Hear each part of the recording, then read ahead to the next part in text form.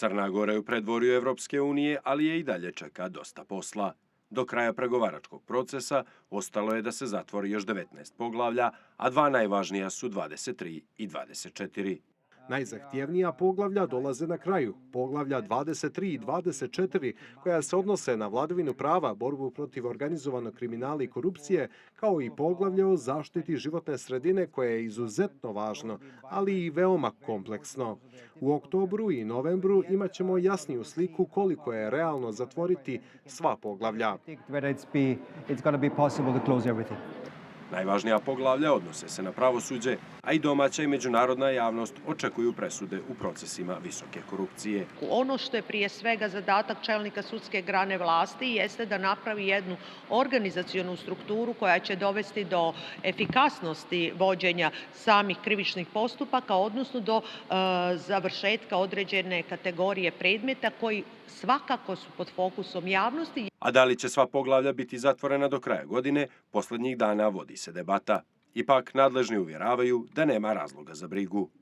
U ovom trenutku ne vidim nijedan veći izazov da Crna Gora ne ostvari ono što je zadala sebi kao cilj, a što zajedno sa komisijom realizuje kao vid plana zatvaranja pregovaračkih poglavlja, dakle da do kraja ove godine zatvori sva preostala pregovaračka poglavlja. Sudska grana vlasti često je na meti kritika, međutim sa najviših sudskih instanci uvjeravaju da se sve radi po zakonu.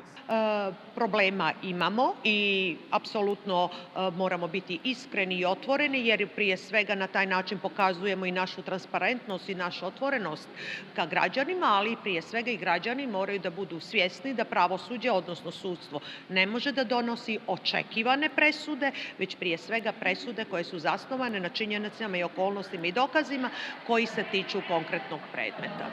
Ugovor koji bi trebao biti potpisan do kraja naredne godine zavisi od zatvaranja poglavlja, a upravo će ti rezultati biti implementirani u ugovor o pristupu. Sve ono što budu rezultati pregovaračkog procesa u okviru zatvaranja određenih poglavlja postaće segmentom i samog ugovora o pristupanju. Zato je važno da oba segmenta idu paralelno, da se držimo onog okvira koji smo dali kako bi Crna Gora do kraja ove godine zatvorila sva pregovaračka poglavlja, a do 28. godine bila 28. država članica Evropske unije. Ambasadori zemalja članica Evropske unije odobrili su formiranje ad hoc radne grupe za pripremu ugovora o pristupanju, što se u Briselu tumači kao važan korak ka narednom proširenju Unije. Poslednje proširenje dogodilo se 2013. godine, a Crna Gora bi mogla postati prva naredna članica 2028. godine. Marko Stojanović, Euronews, Podgorica.